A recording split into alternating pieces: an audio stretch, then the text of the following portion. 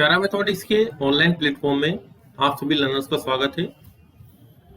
यहाँ पे आप प्रिपरेशन करते हैं ऑब्जेक्टिव टाइप के एग्जामिनेशन की, जिसमें आपको लेक्चर कोर्स कराया जाता है, टेट सीरीज कराई जाती है विद शॉर्ट टेक्निक। किसी भी क्वेरी के लिए अगर आप एग्जाम देना चाहते हैं टीईटी पीजीटी का, जेईई मेंस एडवांस का, आईआईटी जैम का, तो इस नंबर पर कॉन्टेक्ट या व्हाट्सएप कर सकते हैं। आज हम टॉपिक डिस्कस करेंगे क्वाड्रेटिक इक्वेशन का। ठीक है, जनरल क्वाड्रेटिक इक्वेशन जो हमारे पास होती है उसको हम कैसे लिखते हैं, a x square plus b x plus c equal to 0। ये हमारे पास जनरल क्वाड्रेटिक इक्वेशन है।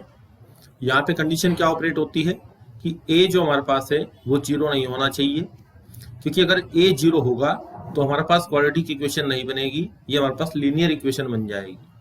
दूसरी बात क्या है कि ए बी सी आपके कहाँ बिलोंग करेंगे, तो ए बी सी आपके बिलोंग करेंगे सेट ऑफ रियल नंबर में। तो जो हम यहाँ पे 12th लेवल तक स्टडी करते हैं इसमें ए बी सी बिलोंग करते हैं किसको, रियल नंबर को। 90% स्टडी हमारे पास इसी के ऊपर वर्क करती है।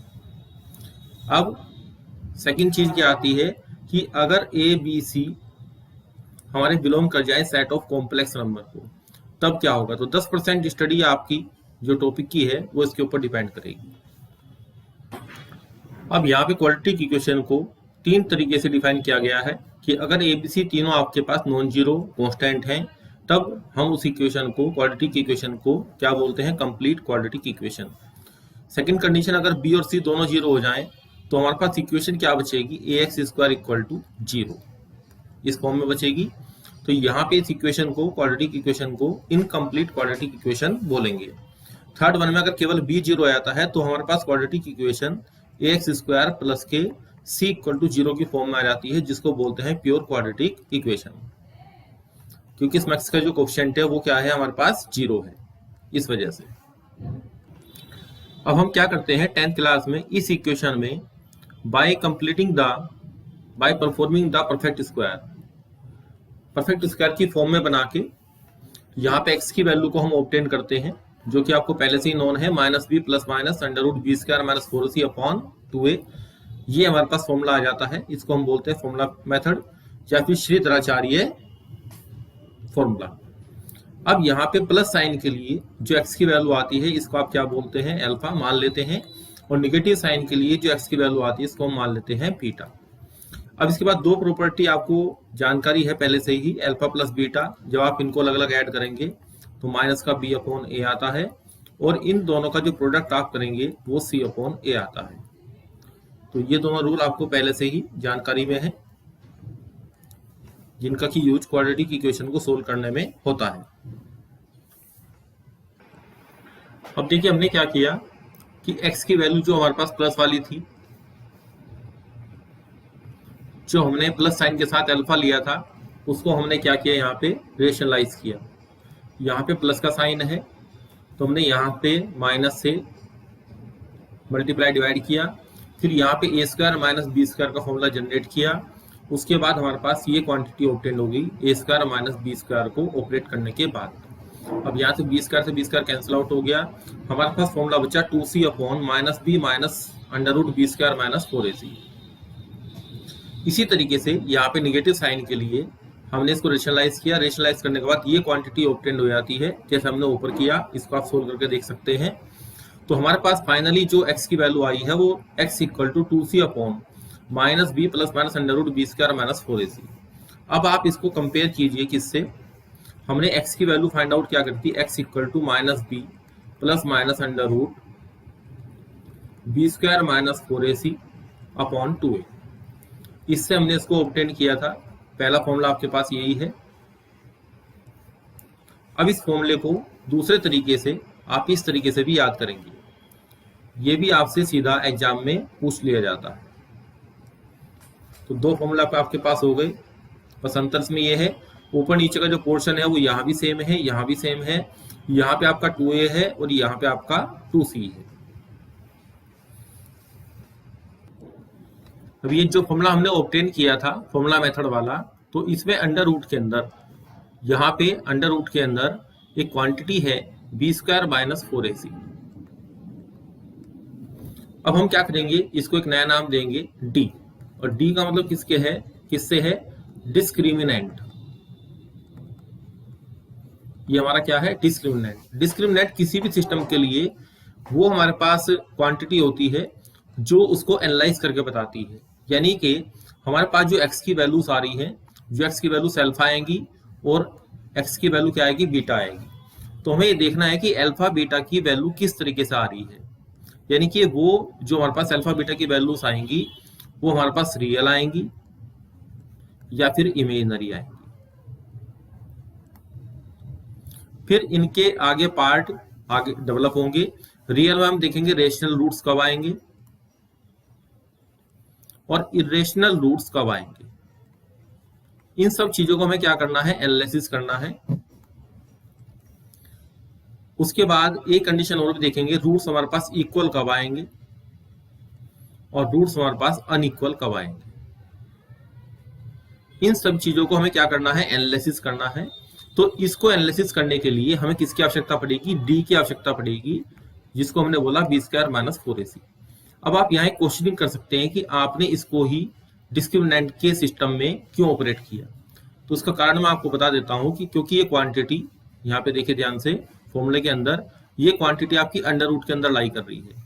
और अंडर रूट के अंदर जो भी हम क्वांटिटी रखते हैं, सपोज कीजिए अल्फा रखता हूं मैं यहाँ पे, तो अल्फा को ग्रेटर देन इक्वल टू 0 होना पड़ता है। तो यहाँ पे हम इसको क्या कर सकते हैं? एनालिसिस कर सकते हैं इसको डिस्कस कर सकते हैं फर्दर। तो 3 कंडीशन आपको पहले से ही जानकारी है। बी स्क्वायर माइनस 4ac अगर हमारे पास लेस देन 0 होता है तो क्वांटिटी हमारे पास कैसी आएंगी? रूट्स हमारे पास जो आएंगे वो आपके पास इमेजिनरी रूट्स आएंगे, इमेजिनरी रूट्स।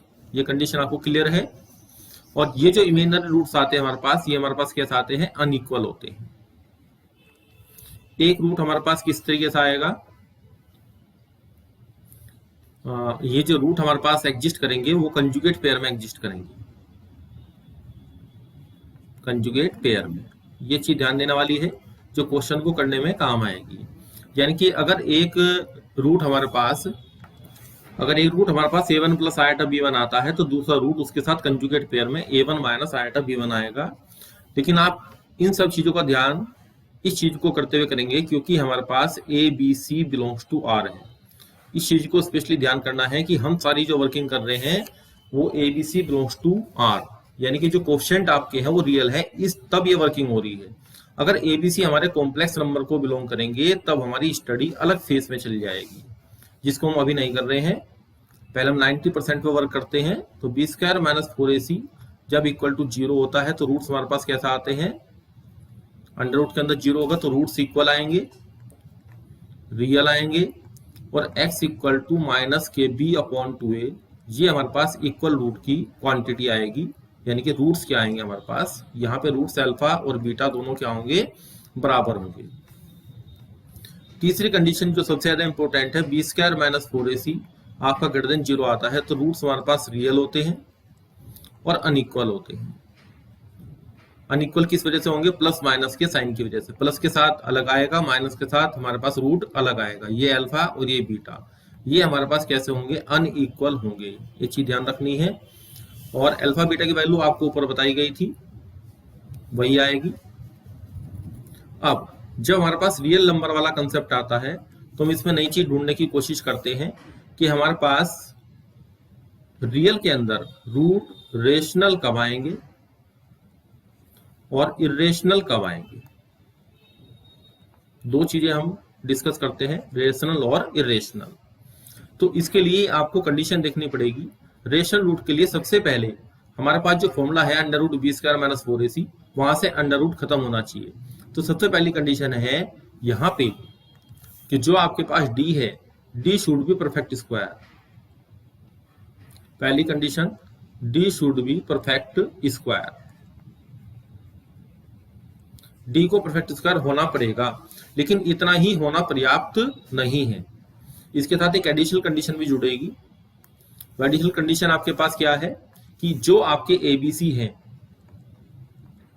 उनको भी रेशनल नंबर को बिलोंग करना पड़ेगा। उसकी वजह आप समझ सकते हैं कि जैसे ही अंडर रूट के अंदर से अंडर रूट के अंदर परफेक्ट स्क्वायर आएगा, लेकिन बाहर क्वांटिटी बचेगी आपके पास माइनस बी, और नीचे हमारे पास क्या बचेगा, ए बचेगा।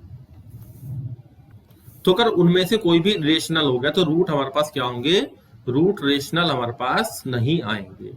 तो इसलिए हमने क्या किया, यहाँ पे कंडीशन ऑपरेट करी है कि रूट हमारे पास क्या होने चाहिए, डी को परफेक्ट स्क्वायर होना पड़ेगा और साथ में ए बी सी को रेशनल भी होना पड़ेगा। सेम कंडीशन इरेशनल के लिए भी होती है, D should not be perfect square, D को परफेक्ट स्क्वायर नहीं होना है।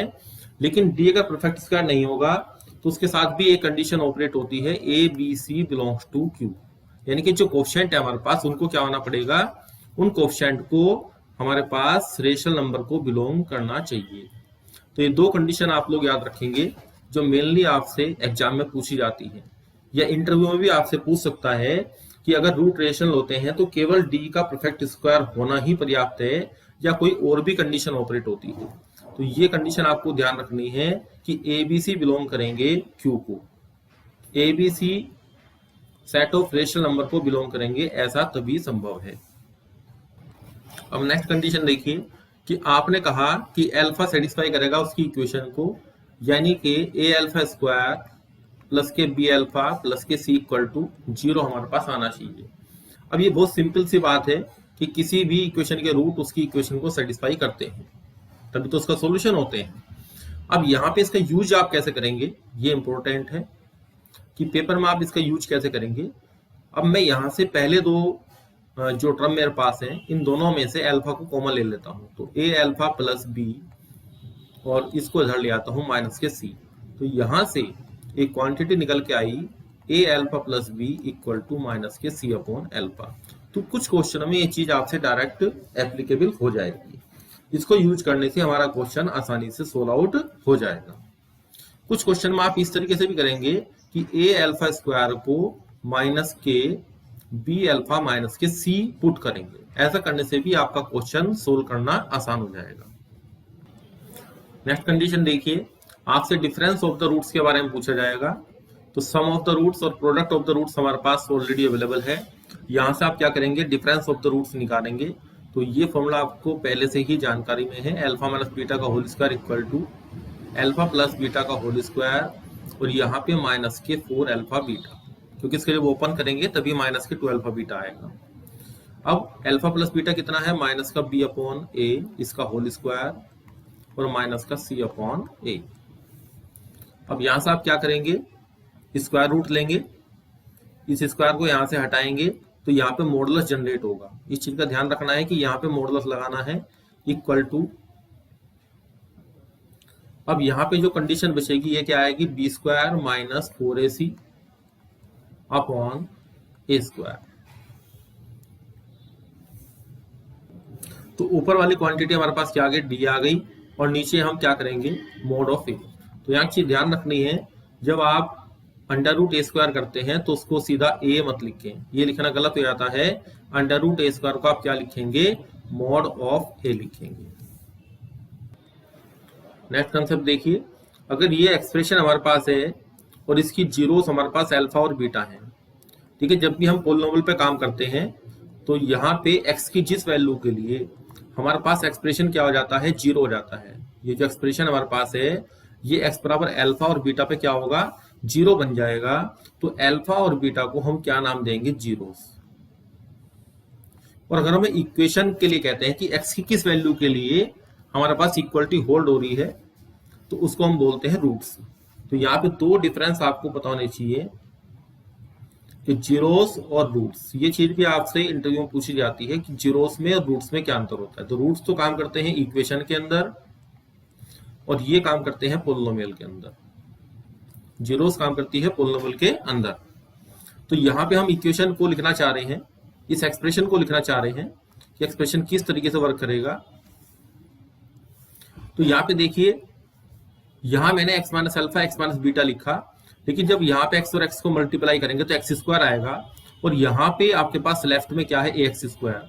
तो उसको इक्वल करने के लिए मुझे ए की यहाँ पे मल्टीप्लाई करनी पड़ेगी, बाकी सब चीजें एडजस्ट हो जाएंगी। और सम ऑफ द रूट और प्रोडक्ट ऑफ द रूट्स, ये फॉर्मूला जो मैंने आपको ऊपर लिख के दिखाया है, वो चीजें यहाँ पे बैलेंस होके अपने आप ही आ जाएंगी। आप इसको फैक्टराइज करके देख सकते हैं इस तरीके से।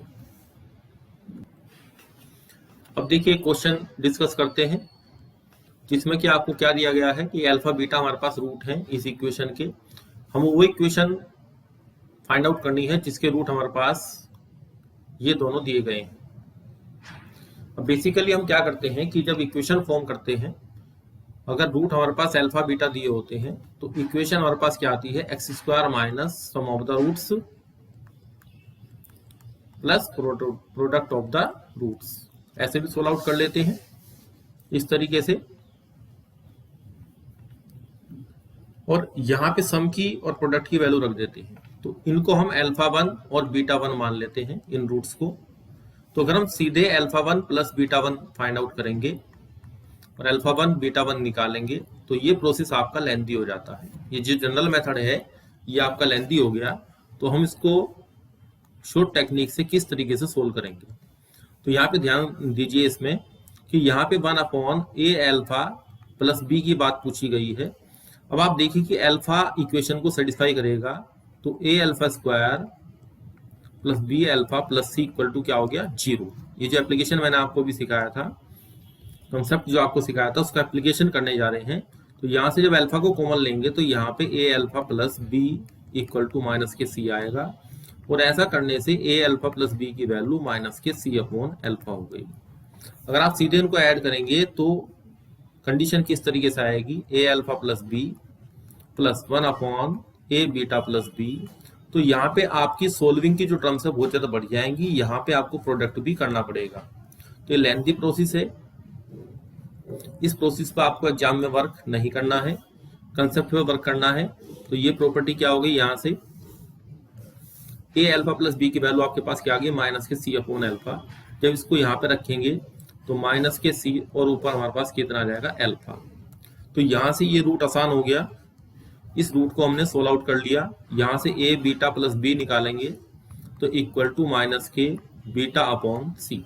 अब हमारे पास इक्वेशन क्या आएगी, इक्वेशन जिसके रूट हमारे पास ऊपर दिए गए हैं, अंडरलाइन कर दिया है मैंने, एक्स स्क्वायर माइनस, अच्छा दोनों में माइनस आ रहा है तो माइनस को हम बाहर कॉमन निकाल लेते हैं, ऊपर अल्फा प्लस बीटा और अपॉन का सी आ जाएगा एक्स और प्लस के अल्फा बीटा, यानी कि अल्फा 1 बीटा 1, इनकी जब प्रोडक्ट करेंगे तो अल्फा बीटा और अपॉन क्या आएगा, सी स्क्वायर इक्वल टू 0 आ जाएगा। तो देखिए यहाँ से कैलकुलेशन को, इस कंसेप्ट को यूज हमने किया, और हमारी कैलकुलेशन का जो पार्ट था जो बहुत ज्यादा लेंथी हो रहा था, वो पार्ट हमारा सॉर्ट आउट हो गया, इजीली सोल्व हो गया। अब तुम क्या करेंगे, इसमें से यहाँ एलसीएम ले लेंगे, तो कंडीशन क्या आएगी आपके पास, सी स्क्वायर एलसीएम आ जाएगा, तो सी स्क्वायर एक्स स्क्वायर प्लस यहाँ पे अल्फा प्लस बीटा की वैल्यू माइनस का बी अपॉन ए आप रख लें, इक्वेशन आपको ऑब्टेन हो जाएगी, प्लस अल्फा बीटा की वैल्यू आपके पास सी अपॉन ए आएगी। तो ये इक्वेशन हमारे पास ऑब्टेन हो गई। यहाँ पे एलसीएम वगैरह लेके आप अपने आंसर को चूज कर लेते हैं, ए बी सी डी में से, मैंने लिखे नहीं है ऑप्शन, इन्हीं में से प्लस माइनस करके ऑप्शन को फ्रेम कर देता है। इस क्वेश्चन को देखिए, यहाँ पे आपको a b c belongs to R दिया गया है, a plus b plus c equal to 0 दिया गया है, और इस इक्वेशन के रूट आपसे पूछे गए हैं वो किस तरीके के हैं, नॉन रियल हैं, रेशनल हैं, या फिर रियल रूट्स हैं। अब आप क्या करेंगे, जो जनरल मेथड इसका है उसमें हम डी निकालते हैं इस इक्वेशन का, तो यहाँ पे 4b स्क्वायर माइनस के 4 3 12 AC हमारे पास आ जाता है। अब हम इसमें जो कंडीशन दी गई है a plus b plus c equal to 0 वाली, यहां से c की वैल्यू या यहां से b की वैल्यू निकालते हैं, in the terms of a and c रखते हैं। तो ये हमारा जनरल मेथड हुआ। ये थोड़ा लेंथी है क्योंकि यहाँ पे हमें a b c तीनों जो अननोन नंबर हैं उन पे काम करना पड़ रहा है। तो शॉर्ट टेक्निक में इसको क्वेश्चन को किस तरीके से सोल्व आउट करेंगे, आप यहाँ पे a plus b plus c equal to 0 लेना है, तो आप a को 2 ले लीजिए, b को -1 ले लीजिए और c को -1 ले लीजिए, तो इनका सम कितना आएगा, 0 आएगा। अब इस इक्वेशन को हम यहाँ क्या करते हैं, फ्रेम कर लेते हैं। अब देखिए 3 2 6 एक्स स्क्वायर यहाँ पे हमारे पास आ गया, माइनस के 2x हमारे पास आ गया और माइनस के 1 हमारे पास आ गया। अब यहाँ पे देखते हैं कि रूट किस तरीके से वर्क करते हैं। तो 6 1 जा 6, 6 के फैक्टर निकाल लें या आप यहाँ पे डी निकाल लें। यहाँ पे डी देखें कितना आएगा, बी स्क्वायर 4 माइनस प्लस 4 6 जा 24, ये आपका आ गया 28। अब हमारे पास डी की जो वैल्यू आ रही है वो ग्रेटर देन 0 आ रही है, तो रूट्स कैसे होंगे, रियल होंगे। दूसरी बात हमें क्या देखनी थी कि जो हमारे पास 28 है वो हमारे पास परफेक्ट स्क्वायर नहीं आ रहा है, तो रेशनल रूट्स की जो कंडीशन थी वो यहाँ से रूल आउट होगी। तो आपका option number C correct answer है। तो इस तरीके से काउंटर एग्जाम्पल लेके आप क्वेश्चन को 40 सेकंड में सोल्व आउट कर सकते हैं इजीली। इस तरह का प्रोसेस अडॉप्ट करेंगे, यहाँ एबीसी पे काम करना पड़ेगा, आपका 1 मिनट से ज्यादा का टाइम कंज्यूम हो जाएगा। यही सब चीजें हैं जो आपको कोर्स के दौरान सीखनी है कि शॉर्ट टेक्निक पे और स्टैंडर्ड रिजल्ट पे किस तरीके से वर्क किया जाता है। अब देखिए स्टैंडर्ड रिजल्ट पे वर्क करते हैं थोड़ा सा। अगर आपको दिया गया है a प्लस बी प्लस सी 0, ये सारी कंडीशन तभी होल्ड हो रही है जब ABC बिलोंग्स टू R को, ABC R को बिलोंग कर रहे हैं। अगर ये कंडीशन दी गई है इस क्वाड्रेटिक इक्वेशन के लिए, तो आप थोड़ा सा हिट एंड ट्रायल से देखिए कि ऐसा कब संभव है कि यहाँ पे ABC के सबके कोएफिशिएंट 1 है। ऐसा कब संभव है, ये तभी संभव है जब हम x को क्या पुट करें, इसमें 1 पुट करें। तो x इक्वल टू 1 इसका एक रूट हो जाएगा। इसके दूसरे रूट की बात करते हैं, यहाँ पे 1 इंटू बीटा लिख लेते हैं इक्वल टू सी अपॉन ए। तो जो इसका दूसरा रूट आएगा वो आपका सी अपॉन ए आ जाएगा। और ये रूट हमारे पास क्या है, रेशनल है, तो इसको भी क्या आना पड़ेगा, रेशनल होना पड़ेगा। क्योंकि जो आपके पास इरेशनल रूट आते हैं, अल्फा प्लस रूट बीटा आएगा, तो अल्फा माइनस रूट बीटा भी आएगा प्लस माइनस साइन होने की वजह से। तो इरेशनल रूट भी आपके क्या है, कंजुगेट पेयर में एग्जिस्ट करते हैं, कंजुगेट पेयर में एग्जिस्ट करते हैं। तो दोनों रूट इस कंडीशन में क्या आएंगे, रेशनल आएंगे। तो इस तरह के सीधे क्वेश्चन आपको असाइनमेंट में दिखाई देंगे। नेक्स्ट पे वर्क करते हैं। If a minus b plus c equal to 0 and ये इक्वेशन आपको दी गई है ax square plus b x plus c equal to 0। अब आप बताइए सोच के कि यहाँ पे x को क्या रखें। तो देखिए x को -1 रखना पड़ेगा और दूसरा रूट जो इसका रूट आएगा ऊपर के तरीके से माइनस का सी अपॉन ए हमारे पास ऑब्टेंड हो जाएगा। तो इन कंडीशंस को ध्यान रखना है। नेक्स्ट रिजल्ट देखिए, इस रिजल्ट में क्या दिया गया है, if the roots of the equation, quadratic equation are in the ratio m ratio n, इनके रूट्स का रेशो m रेशो n है, तब हमारे पास a b c और mn में क्या कंडीशन ऑपरेट होगी।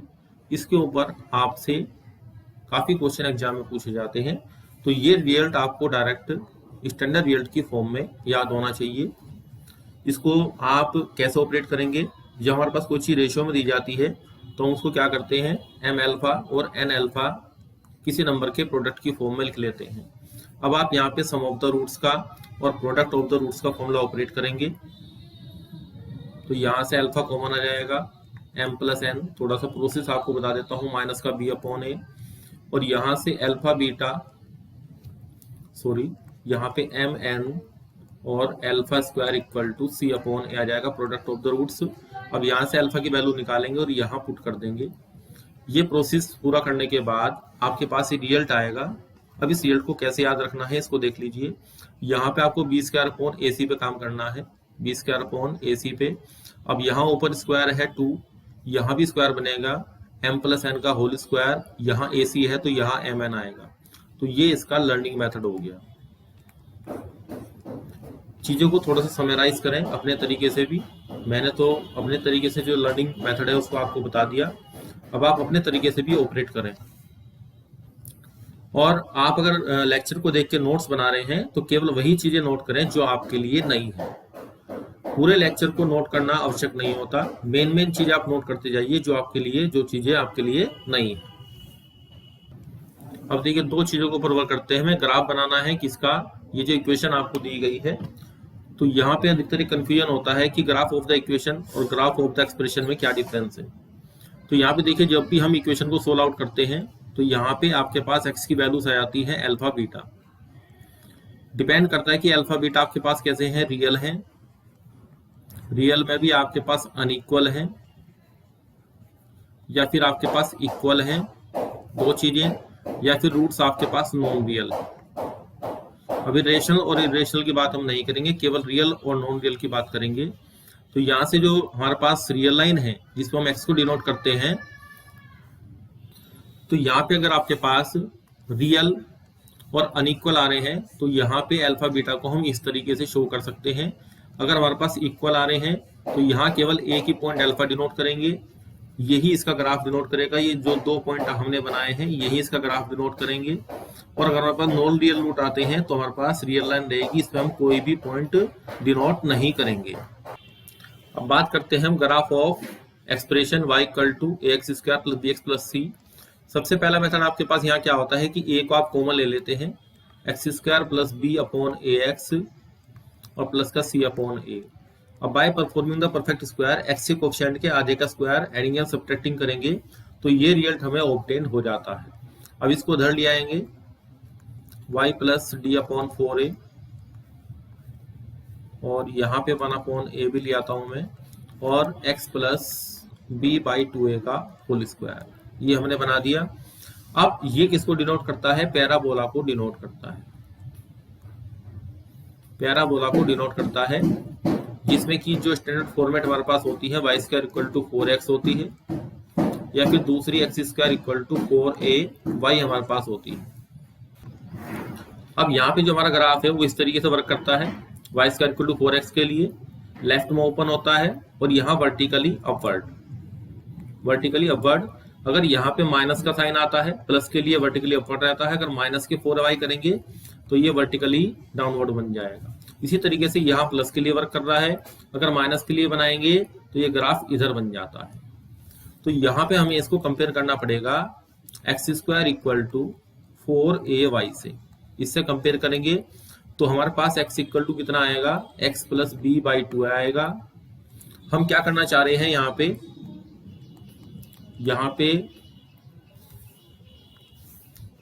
आपका d y हमारे पास आया y प्लस डी अपॉन 4। अब हम यहाँ पे जो हमारी मेन वर्किंग है वो काम कर रही है किस पे कि यहाँ वर्टेक्स की जो पॉइंट है वो 0 0 है। अब 0 0 तब है जब x और y दोनों हमारे पास क्या है? 0 0 है। यहाँ पे भी ये हमारा वर्टेक्स डिनोट कर रहा है 0 0, इसी तरीके से यहाँ पे, इसी तरीके से यहाँ पे ये वैल्यू एक्स वाई की है। तो इस पैराबोला के लिए जो हमने स्टैंडर्ड फॉर्मेट बनाई है ये वाली, यहाँ पे जो आपका वर्टेक्स है वो x इक्वल टू 0 और y इक्वल टू 0 से फाइंड आउट होगा। तो यहाँ से जो आपके पास x की वैल्यू आएगी, इसको माइनस का b बाई 2a, ये सबसे इंपॉर्टेंट पॉइंट है, और y इक्वल टू माइनस का d अपॉन 4 है।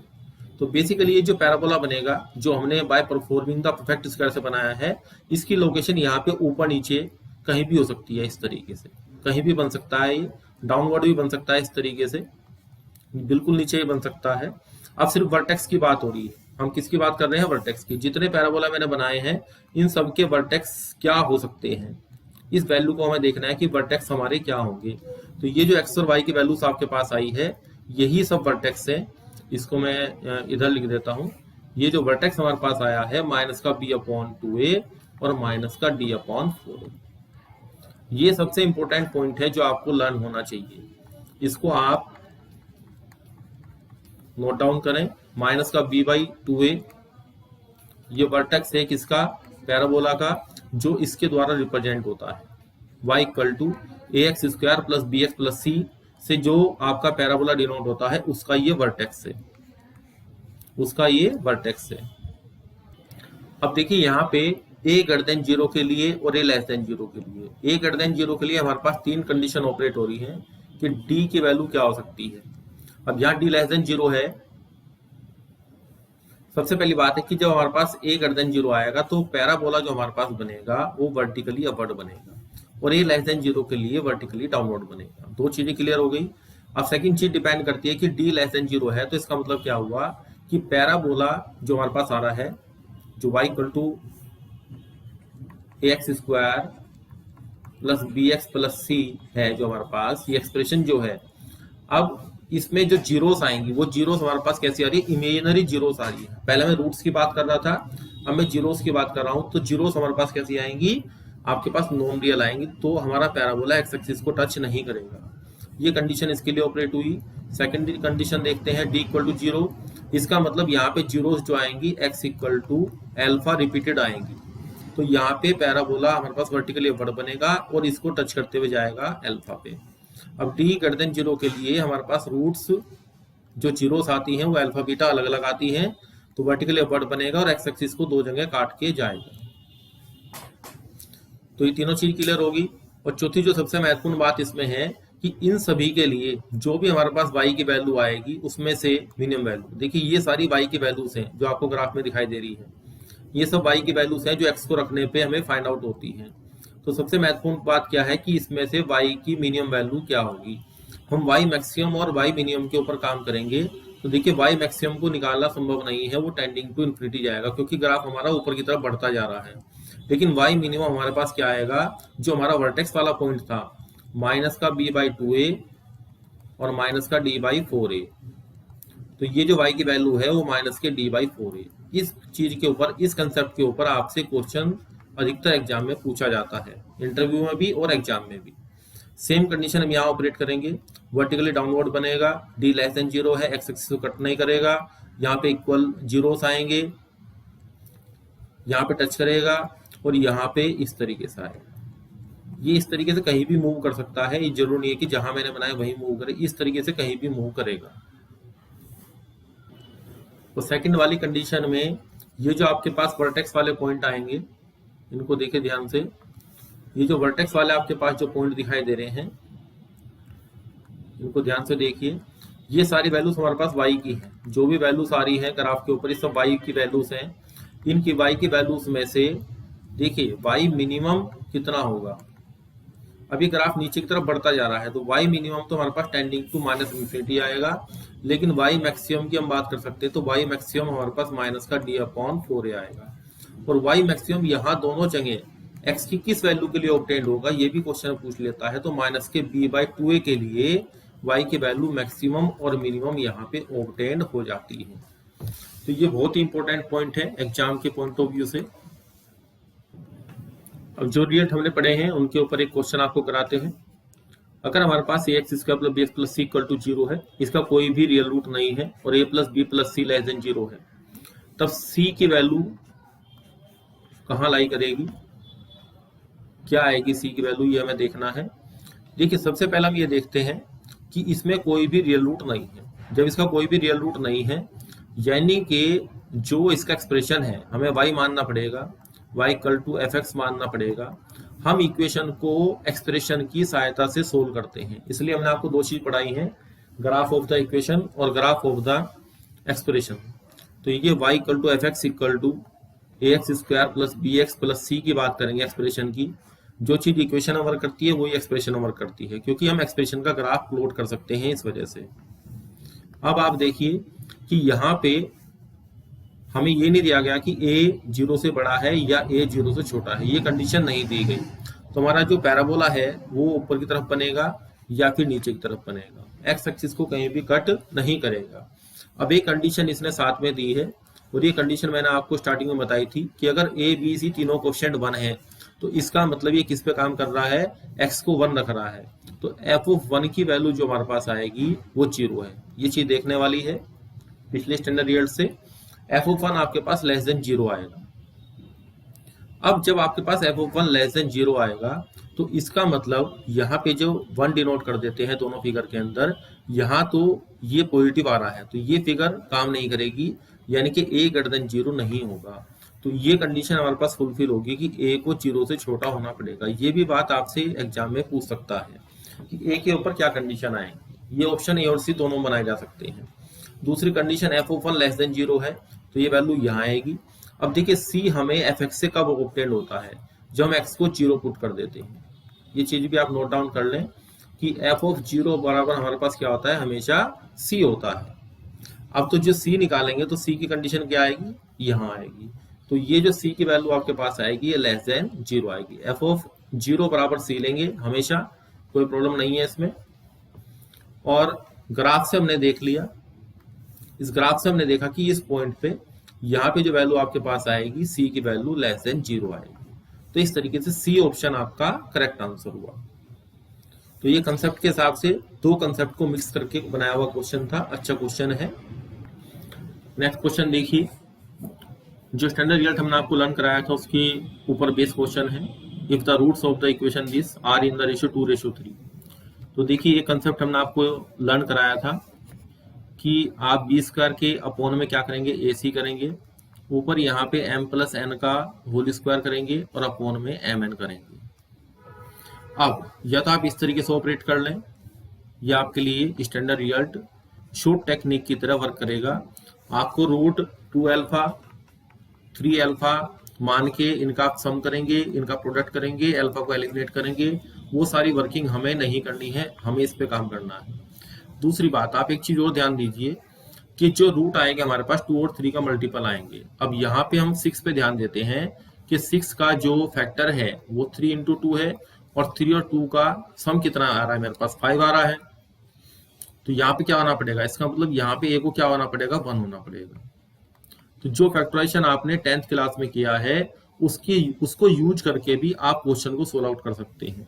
या तो आप इस तरीके से करेंगे, अगर आपको सीधे क्वेश्चन में कुछ चीजें दिखाई दे रही हैं तो ये भी एक शॉर्ट टेक्निक हो गई, जो कि आपकी इंसाइट पे डिपेंड करती है कि आप क्वेश्चन को किस तरीके से देख पाते हैं। तो बी ऑप्शन आपका करेक्ट आंसर हो गया। ये क्वेश्चन इस तरीके से करेंगे तो आपका 1 मिनट से ज्यादा लेगा, इस तरीके से करेंगे 40 सेकंड में सोल्व होगा, इस तरीके से करेंगे तो 20 सेकंड में सोल्व हो जाएगा। तो थोड़ा सा आप प्रयास करेंगे तो इस तरह की चीजें आपको शो होनी, आपको दिखनी शुरू हो जाएंगी। तो आज का लेक्चर हमारा यहीं पे समाप्त होता है। Thank you very much.